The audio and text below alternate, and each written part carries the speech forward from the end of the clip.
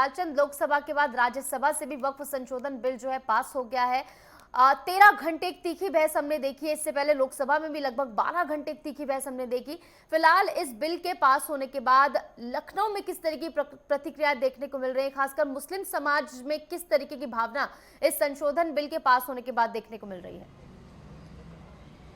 देखिए निशु, जिस तरीके से लोकसभा में और राज्यसभा में जो वक्फ संशोधन बिल 2024 है वो पास हुआ है, कहीं ना कहीं उत्तर प्रदेश के लिए कहीं ना कहीं एक बड़ी उपलब्धि है, देश के लिए बड़ी उपलब्धि है। क्योंकि जिस तरीके से एनडीए सरकार में इस बिल का पास होना, जिस तरीके से कहीं ना कहीं चाहे जेडीयू के नीतीश कुमार की बात की जाए, चाहे टीडीपी की चंद्रबाबू नायडू की बात की जाए, कहीं ना कहीं एक मैसेज देने की कोशिश की है कि जिस तरीके से तमाम ऐसे लोगों के द्वारा जो वक्फ बोर्ड के नाम पर संपत्तियों को जो है जबरन कब्जा किया जा रहा था या भ्रष्टाचार जो फैला हुआ था वो देखने को मिल रहा था। उस बिल पर कहीं ना कहीं तमाम ऐसे लोगों ने जो सहमति दिखाई, आम जनता ने सहमति दिखाई, यहाँ तक कि जो विपक्ष के कई ऐसे नेता थे उन्होंने सहमति दिखाई। इससे ये साफ जाहिर होता है कि कहीं ना कहीं जो वक्फ बोर्ड के नाम पर हर जमीन को जो है कहा जाता था कि वो ये वक्फ संपत्ति है। आप देखिए जिस तरीके से महाकुंभ हुआ, महाकुंभ की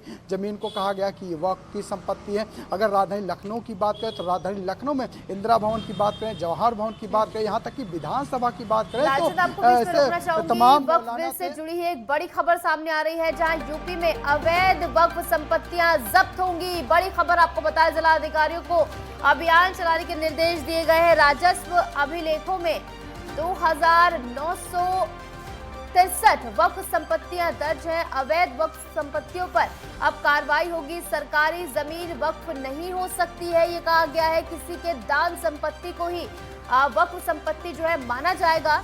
यूपी में सुन्नी वक्फ बोर्ड की 1,24,355 संपत्तियां हैं और शिया वक्फ बोर्ड के पास 7,785 संपत्तियां हैं।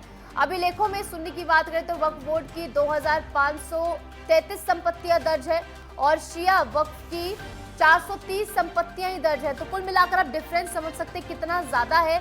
बिल पास होने के बाद यूपी में इस समय अलर्ट देखने को मिल रहा है। लखनऊ में पुलिस ने फ्लैग मार्च भी इसको लेकर किया है। एक बार फिर से लालचंद के पास लौटेंगे। लालचंद, एक बड़ा गैप यहाँ पर देखने को मिल रहा है।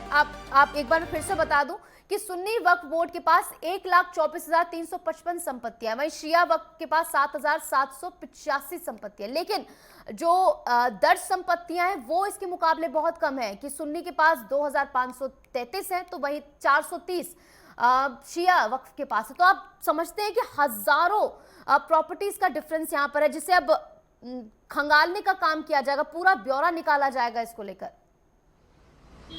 बिल्कुल निशु, सबसे पहले नेटवर्क 10 ने कल ये एक रिपोर्ट डाली थी जो सर्वे कराया गया है। कई ऐसे जिले हैं जिन्होंने अभी भी जो है वक्फ बोर्ड की संपत्तियों का ब्यौरा नहीं भेजा है, लेकिन जो ब्यौरा आया है, जो लिस्ट हमने डाली थी उसमें ये साफ दिखाई दे रहा है कि उत्तर प्रदेश के अंदर जो वक्फ बोर्ड की संपत्ति है वो कितनी ज़्यादा, कितने लोग इस पर कब्जा कर रखे हैं और शायद यही लोग हैं जो लगातार इसका विरोध कर रहे थे। और शायद इसी को लेकर उत्तर प्रदेश सरकार ने उत्तर प्रदेश में अलर्ट भी जारी कर रखा है कि किसी भी प्रकार से कोई जो है उन्माद ना फैलाने पाए। और यही वजह है, देखिए दिन रात जो पुलिस है वो सड़कों पर दिखाई दे रही है, फ्लैग मार्च कर रहे हैं, खुद अधिकारी यहाँ पर दिखाई दे रहे हैं। पुराने लखनऊ की बात करें, पुराने लखनऊ में चप्पे चप्पे पर पुलिस जो है तैनात की गई है। घंटा घर से लेकर छोटे इमामबाड़े पे, बड़े इमामबाड़े की बात करें, सिप्तेनाबाद जो मस्जिद है वहाँ पर जो है पुलिस फोर्स तैनात कर दी गई है, क्योंकि कुछ लोग कल जो है कोशिश कर रहे थे कि जो है उन्माद फैलाया जाए। लेकिन आपने देखा होगा कि जब ईद चल रही थी, नमाज पढ़ी जा रही थी, जुम्मे की नमाज के दिन भी कहीं ना कहीं वक्फ बोर्ड बिल को लेकर जो है काली पट्टी बांधकर लोग विरोध प्रदर्शन करते हुए दिखाई दिए। लेकिन सरकार ने साफ निर्देश दिया है कि किसी भी प्रकार से कोई भी उन्माद फैलाएगा तो उसके खिलाफ कड़ी कार्रवाई होगी। और सबसे बड़ी बात यहाँ पर निकल के सामने आ रही है कि जो रिपोर्ट आई है, अभी कई जिलों की रिपोर्ट सामने नहीं आई है, उससे ये साफ जाहिर होता है कि और ज्यादा हजारों की संख्या में कहीं ना कहीं संपत्तियां जो है निकल कर सामने आएगी। और साफ कह दिया गया है कि जो सरकारी जमीनें हैं वो वक्फ बोर्ड की संपत्ति नहीं होगी। जिलाधिकारियों को भी निर्देश दे दिया गया है। इसके साथ ही जो दान में दी गई जमीन होगी वही जो है जमीन जो है वक्फ बोर्ड की होगी, लेकिन उसमें भी अब पारदर्शिता लाई गई है क्योंकि ये कानून अब दोनों सदनों में पास हो चुका है। सिर्फ जो है अब राष्ट्रपति के अनुमोदन के बाद एक जो कानून बनेगा, उस कानून के तहत कहीं ना कहीं उत्तर प्रदेश जो एक सबसे बड़ा प्रदेश है, सबसे ज़्यादा यहाँ पर वक्फ बोर्ड की संपत्तियाँ बताई जा रही हैं, उस पर कहीं ना कहीं जो है कार्रवाई होती हुई दिखाई देगी। और अब सभी संपत्तियों का जो ब्यौरा जो जिला अधिकारी के माध्यम से कहीं ना कहीं निकाला जा रहा है, खंगाला जा रहा है, और जो भी संपत्ति अवैध तरीके से होगी उस पर भी कहीं ना कहीं एक दिन बड़ी कार्रवाई यहाँ पर देखने को मिलेगी। क्योंकि जिस तरीके से आपने देखा होगा कि जो है यहाँ पर कुछ ऐसे मौलाना थे जो लगातार इसका विरोध कर रहे थे, कुछ पार्टी के लोग थे जो इसका विरोध कर रहे थे, कहीं ना कहीं उनके भी कहीं ना कहीं जो है खिलाफ कार्रवाई होती हुई यहाँ पर दिखाई देगी। और यही वजह है कि आप देखिए दोनों निकल आता है कि जब 13 घंटे राज्यसभा में बहस हुई है, 12 घंटे लोकसभा में बहस हुई है, तो हम देख रहे थे कि अलग अलग मुस्लिम समाज में अलग अलग प्रतिक्रिया इसको देखने को मिल रही थी। लेकिन जो सफाई दी गई है, जो तमाम दलीलें सत्ता पक्ष की ओर से सामने रखी गई है, इसे सुनने के बाद क्या लोगों में बदलाव आया है? क्या उन्हें समझ में आया है कि ये उनके पक्ष में ही है, इससे किसी भी मुस्लिम का नुकसान नहीं होने वाला है? क्या जनता का इससे कुछ बदलाव हुआ है उनकी सोच में? देखिए, आम जनता, आम धर्म के लोग भी कहीं ना कहीं ये चीज़ समझ चुके हैं कि ये जो बिल आया है कहीं ना कहीं उनके हित के लिए है। क्योंकि ऐसे कुछ लोग हैं जो भ्रष्टाचार जो है वक्फ बोर्ड की संपत्ति के नाम पर मचाए रखे थे, उन पर ये खुलासा होता हुआ दिखाई दे। और ये वही लोग हैं जो लगातार इसका विरोध कर रहे थे। क्योंकि आपने देखा होगा कल ही जो उत्तर प्रदेश सरकार में अल्पसंख्यक मंत्री हैं, चाहे दानिश आजाद की बात करें, चाहे जो है ओम प्रकाश राजभर की बात करें, ये दोनों मंत्री साफ कहते हुए दिखाई दिए कि कहीं ना कहीं जो भ्रष्टाचार फैला हुआ था वो अब खत्म होगा। जो गरीब मुसलमान है जिनका हक मारा जा रहा था, उनका अब हक मिलता हुआ दिखाई देगा। क्योंकि कुछ ऐसे लोग हैं जो लगातार इस तरीके के वक्फ बोर्ड के नाम पर संपत्तियों को इकट्ठा कर रखे थे। यहाँ तक कि जो पूर्व चेयरमैन रहे हैं शिया वक्फ बोर्ड के, वसीम रिजवी ने भी ये साफ कर दिया कि कहीं ना कहीं इस बिल के आने से कहीं ना कहीं लोगों को एक पारदर्शिता मिलेगी। जो मुस्लिम समाज के लोग हैं, जो इसमें अल्पसंख्यक समाज के लोग हैं, उनको कहीं ना कहीं न्याय मिलता हुआ दिखाई देगा। क्योंकि देखिए आप 5-5 लाख पर जो है कब्रें खरीदी जा रही थी, उसका एक बड़ा खुलासा होगा, उस पर भी एक बड़ी कार्रवाई होगी। कहीं ना कहीं इस बिल के आने से कहीं ना कहीं ये माना जा रहा है कि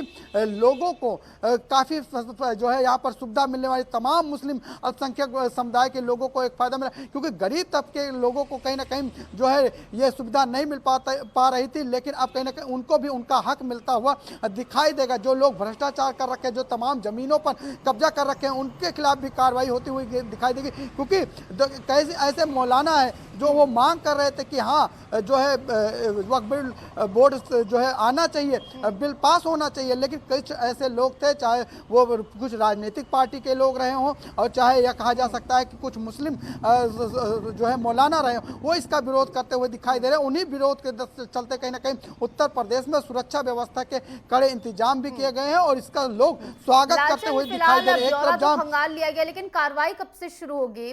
कब से इसको पूरे धरातल पर लागू किया जाएगा कि तमाम जो संपत्तियां अवैध हैं, जिन पर जबरदस्ती कब्जा किया गया, उन पर कार्रवाई कब की जाएगी धरातल पर? बिल्कुल, कहीं ना कहीं अब जल्द ही कार्रवाई देखने को मिलेगी। क्योंकि उत्तर प्रदेश के जो मुख्यमंत्री योगी आदित्यनाथ है, उन्होंने जिस तरीके से उत्तर प्रदेश के अंदर आपने देखा होगा कि अवैध संपत्तियों को लगातार खाली कराने का काम किया, अवैध निर्माण को हटाने का काम किया, जो गुंडे माफिया कब्जा कर रखे थे उनसे हटाने का काम किया है। ऐसे में यह माना जा रहा है कि अब दोनों सदनों में बिल पास हो चुका है। राष्ट्रपति के मोहर के बाद कहीं ना कहीं जो कानून लागू होगा वो उत्तर प्रदेश में सबसे पहले लागू होता हुआ दिखाई देगा, जिसके बाद एक बड़ी कार्रवाई यहां पर देखने को मिलेगी। क्योंकि उत्तर प्रदेश सरकार ने पहले से ही तमाम जिले के जो वक्फ बोर्ड की संपत्तियां, चाहे वो सुन्नी वक्फ बोर्ड की हो, चाहे जो है शिया वक्फ बोर्ड की हो, सभी संपत्तियों का ब्यौरा मंगाया है और उस पर सर्वेक्षण लगातार चल रहा है। इसके साथ ही कई ऐसे जिले हैं जिन्होंने अभी तक संपत्ति का ब्यौरा नहीं दिया है। उस ब्यौरे के आते ही कहीं ना कहीं एक बड़ी कार्रवाई उत्तर प्रदेश के अंदर देखने को मिलेगी। यहां तक कि सरकार का कहना है कि उत्तर प्रदेश में सबसे ज्यादा जो है वक्फ बोर्ड की संपत्तियां हैं जिन पर कार्रवाई होना तय माना जा रहा है, जिस पर अवैध तरीके से निर्माण किया गया है, अवैध तरीके से कब्जा किया गया है, यहाँ तक कि सरकारी जमीनों को भी वक्फ बोर्ड की संपत्ति बताई गई है, उस पर कहीं ना कहीं कार्रवाई होती हुई दिखाई देगी। और ये माना जा रहा है कि जल्द ही बाबा का बुलडोजर एक बार फिर वक्फ बोर्ड की संपत्ति जो अवैध तरीके से बनाई गई है उस पर चलता हुआ दिखाई देगा। और यही वजह है कि आज देखिए इस बिल का स्वागत करते हुए सभी लोग दिखाई दे रहे हैं। भले ही कुछ लोग हैं, लेकिन कुछ लोगों का काम है इस तरीके का जो है बयानबाजी करना, इस तरीके की जो है लोगों के बीच में जो है उन्माद फैलाने की, उस पर भी कहीं ना कहीं सरकार नजर बनाए हुए उस पर भी कार्रवाई करती हुई दिखाई देगी। जी बिल्कुल। और अब एक गैर मुस्लिम को भी इस बोर्ड में शामिल करना और महिलाओं के योगदान को भी इसमें बढ़ावा देना कि महिला सदस्य भी इसमें होने वाली है, इसको लेकर क्या कुछ जनता का कहना है, किस नजरिए से जनता इसको देख रही है?